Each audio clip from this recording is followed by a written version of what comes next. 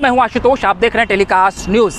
बिहार में चुनावी सरगर्मी तेज है। ऐसे तो पूरे देश भर में आप देख रहे हैं कि लोकसभा चुनाव को लेकर इंडिया और एनडीए गठबंधन में तनातनी का दौर चल रहा है। पक्ष विपक्ष एक दूसरे पर आरोप लगा रहे हैं, लेकिन बिहार जो लोकतंत्र की भूमि मानी जाती है, लोकतंत्र की जननी मानी जाती है, यहाँ पर भी अब राजनीति और गर्माती नजर आ रही है। प्रधानमंत्री नरेंद्र मोदी की लगातार जनसभाएं यहाँ पर हो रही हैं। ऐसे में अब तक का जो चुनावी समीकरण है और खासकर बिहार में ओवैसी फैक्टर का कितना असर पड़ रहा है, इन सब पर हम विस्तार से बातचीत करेंगे। हमारे साथ इस वक्त एक सामाजिक कार्यकर्ता मोहम्मद रियाज मौजूद हैं। आइए हम उनसे सीधी बात करते हैं और ये जानने की कोशिश करते हैं कि अब तक का जो चुनाव हुआ है बिहार में लोकसभा और देश भर में, उसका कितना प्रभाव है और किधर जो है जनता का रुझान दिख रहा है। रियाज जी, आपका हमारे यूट्यूब मंच पर स्वागत है।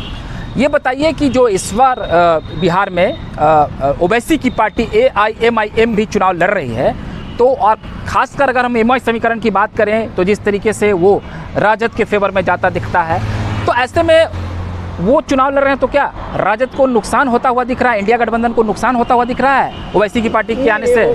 ओवैसी फैक्टर बिहार में नहीं है, और बिहार में ही नहीं, हिंदुस्तान में ओवैसी फैक्टर नहीं, क्योंकि ओवैसी देश के वोट को प्रभावित नहीं कर रहे हैं। वो सेक्युलर वोट को मुसलमान ये जानता है, मुसलमानों को एक ही मुद्दा है कि वो देश के लोगों के सेक्युलर व्यवस्था को कायम रखना चाहता है। देश दो धाराओं में चल रहा है, एक सेक्युलर एक नॉन सेक्युलर है। एक हिंदुज़्म की लहर के साथ चलने वाले लोग हैं, और तो दूसरा अगर ओवैसी साहब को देखें तो मुसलमान कभी वैसा किया नहीं है, तो इसलिए मुसलमानों को बहुत ज़्यादा ये प्रभावित नहीं कर सकते। 1-2% वोट ले लें वो अलग बात है, लेकिन ओवैसी फैक्टर बिहार में काम नहीं कर रहा है। इसके पहले आपने देखा होगा कि प्रशांत किशोर भी बिहार में आए थे और बिहार में आकर लगा कि तूफान मचा देंगे और बिहार में राजनीतिक अस्तित्व बना लेंगे, लेकिन मैंने पहले भी बताया था कि प्रशांत किशोर यहाँ पे 0 पे आउट हो जाएंगे, और आप देख रहे हैं कि दूर दूर तक प्रशांत किशोर नहीं नज़र आ रहे हैं। उसी तरह से ओवैसी भी नज़र नहीं आएंगे। ओवैसी तो एक मीडिया में आते हैं, मीडिया में छाए रहते हैं, लेकिन सतही स्तर पे, ज़मीनी स्तर पे मुसलमानों में उनका कोई पकड़ नहीं, और मुसलमान बेहतर जानता है कि हम देश की सेक्युलर व्यवस्था को कायम करने के लिए किसे वोट देंगे और कैसे कायम रखेंगे। अगर हम ओवैसी को देते हैं तो आप समझ लीजिए कि हम बीजेपी को ही मजबूत कर रहे हैं। अच्छा, ये बताइए, किशनगंज में जो AIMIM के जो प्रत्याशी हैं अख्तरुल इमाम हैं, वही मोहम्मद जावेद जो पिछली बार जीत गए थे, इस बार भी वो चुनाव लड़ रहे हैं इंडिया गठबंधन की तरफ से, और एनडीए के भी प्रत्याशी वहाँ पर हैं। तो आपको क्या लगता है कि वहाँ पर किशनगंज में अख्तरुल इमाम के प्रति अगर झुकान होगा तो क्या इससे एनडीए को फ़ायदा हो जाएगा? देखिए, अख्तरुल इमाम वहाँ पे ज़मीनी सतही नेता हैं, और वहाँ पे उन्होंने काम किया, और काम के आधार पर उसको लोगों ने लाइक किया और तभी जीते हैं। इसलिए एकाध सीट कोई भी पार्टी ला सकता है, एक निर्दलीय उम्मीदवार भी ला सकता है, लेकिन उसको हिंदुस्तान लेवल या पॉलिटिकल समीकरण में आप उसको नहीं देखिए। अच्छा, ये बताइए कि जिस तरीके से इस बार अल्पसंख्यकों में नाराज़गी दिखी, और ख़ासकर सीवान की अगर हम बात करें, सीवान संसदीय लोकसभा सीट काफ़ी चर्चाओं में है, और कई अल्पसंख्यक समुदाय के लोग जो हैं लगातार सोशल मीडिया पर ट्रेंड चला रहे हैं कि अब उनका राजद से मोह भंग हो गया, और हिना शाहब जो मोहम्मद शहाबुद्दीन की पत्नी है वो चुनावी रण में है, वो भी बेबाक तरीके से बोल रही है। तो क्या ये राजद को जो MY वोट बैंक का जो ये उनका जो तिक्रम होता है, या उसको आप कह लें कि समीकरण होता है, उसमें नुकसान होता दिख रहा है? देखिए, सतही स्तर पे तो कुछ ना कुछ तो राजद ने गलती किया ही है, जैसे पप्पू यादव के खिलाफ चले जाना या उसको टिकट नहीं देना, ये बहुत बड़ा मिस्टेक है, और हिना साहब को भी टिकट का ना देना ये भी एक मिस्टेक है, या उनको दरकिनार करना। ऐसी स्थिति में नाराज़गी है। तो अब रहा कोई आदमी ये कहे कि पूरे बिहार का एकमात्र नेता हम बने रहेंगे और दूसरे को आगे नहीं निकलने देंगे यहाँ वर्चस्व की लड़ाई में, लेकिन हिना साहब वहाँ भारी पड़ रही हैं, लेकिन उसके बावजूद भी मुसलमान वहाँ पे हिना साहब को वोट दे सकता है, या फिर उनके और भी, क्योंकि वहाँ पे हिना साहब की लड़ाई किसी हिंदू मुस्लिम से नहीं थी। वहाँ पे लड़ाई, वहाँ पे जो लोग थे, जो नक्सल प्रभावित लोग थे, जो नक्सली लोग थे, उन्हीं लोगों के साथ शहाबुद्दीन साहब की लड़ाई चलती। बाकी तो सीवान में सभी लोगों के साथ अमन था और भाईचारा था, उसमें कोई दिक्कत नहीं था। अब रहा कि बाहुबली के रूप में उनको प्रमोट कर करके बदनाम भी किया गया, और बाहुबली थे भी, इससे इनकार नहीं कि वो बाहुबली नहीं थे, बाहुबली की तरह प्रमोट किया, लेकिन वो बाहुबली किसके लिए थे? जो वहाँ पे आतंक फैला रहे थे, जो दबा रहे, सता रहे थे, दलितों को परेशान कर रहे थे। तो ऐसी स्थिति में हिना साहब एक फैक्टर हैं। हिना साहब का नाराज़गी होना स्वाभाविक बात है, लेकिन हिना साहब को लेकर के पूरे बिहार का मुसलमान राजद से अभी अलग हुआ नहीं है, क्योंकि बिहार में जो चल रहा है प्रक्रिया ना, उसमें मुसलमान यही जानता है कि हमको किसी भी कीमत पर बीजेपी को रोकना है, बीजेपी को हर हाल में रोकना है। और इस रोकने के लिए वो मुसलमान वहीं जाएगा जहाँ पे बीजेपी को रोकने के लिए जो उम्मीदवार सक्षम होगा।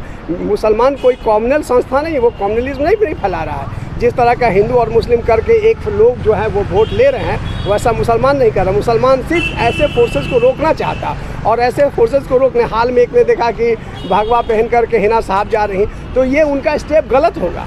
अगर वो निर्दलीय उम्मीदवार हैं तो लड़ें, लेकिन भगवा को सपोर्ट कर देना किसी भी कीमत में, ये तो ना तो मुसलमानों के हित के लिए होगा, ना भारत के हित के लिए होगा। देश के अंदर विभाजनकारी शक्तियों को हम लोग कोई बर्दाश्त नहीं करेंगे। हम लोग कहीं नहीं चाहेंगे कि हम सब भाई में अमन और भाईचारे में कोई फिरका परस्ती हो, रिलेशन ख़राब हो और हिंदू मुस्लिम के आधार पर वोट मांगा जाए या तोड़ा जाए। और दूसरी बात है कि बीजेपी की एक आलोचना रहती है कि हम मुसलमान हमें वोट नहीं देता। मुसलमान आपको वोट देगा ही नहीं, ये एकदम कड़वा सच है। क्योंकि आप अगर ये आइडियोलॉजी है ना कि हम देश के लोग बेहतर सेकुलर व्यवस्था चाहते हैं, बेहतर लोकतंत्र चाहते हैं और लोकतंत्र में चुनने का अधिकार है। आप कहते हैं मुसलमान वोट नहीं देता तो मुसलमान के लिए हम काम नहीं करेंगे, तो ये भी सही नहीं। लोकतंत्र में चुनने का हिस्सा, लेकिन काम तो आपको सभी का करना होगा ना। इसलिए हिना साहब फैक्टर हैं सिर्फ सिवान के लिए। सिवान से बाहर मुसलमानों का कोई वोट प्रभावित नहीं हो रहा।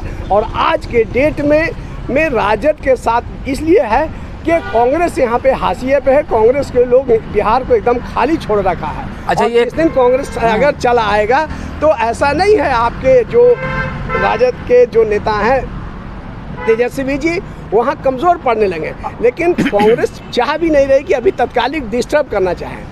तो एक फैक्टर इधर है, ये गंभीर गलती किए हैं तेजस्वी यादव ने, जो कहा कि हम पप्पू यादव को नेगलेक्ट कर दिया या भी हिना साहब को नेगलेक्ट किया। ये एक भारी पॉलिटिकल भूल मानी। अच्छा, अब तक का जो 9 सीटों पर बिहार में चुनाव हुआ है, आपको क्या लगता है एनडीए का पलड़ा भारी है या इंडिया गठबंधन का?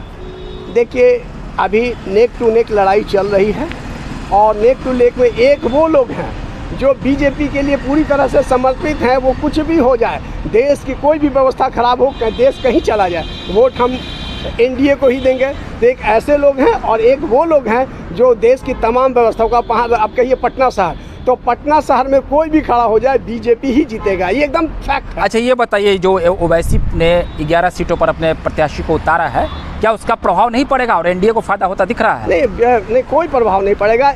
उपस्थिति दर्ज कर रहे हैं, सिर्फ वो अपना उपस्थिति दर्ज कराने के लिए आए हैं। वो जानते हैं कि हम एक सीट भी नहीं जीत रहे हैं। तो ये थे मोहम्मद रियाज, सामाजिक कार्यकर्ता, विश्लेषक, जो ये बता रहे थे कि किस तरीके से जो है ओवैसी फैक्टर काम नहीं करेगा और जो है जनता के बीच में जो खासकर जो अल्पसंख्यक समुदाय है, मुस्लिम समुदाय है, उसकी नाराज़गी फिलहाल राजद को लेकर नहीं है, उनके पास विकल्प नहीं है, वो भाजपा को कभी वोट नहीं करेंगे।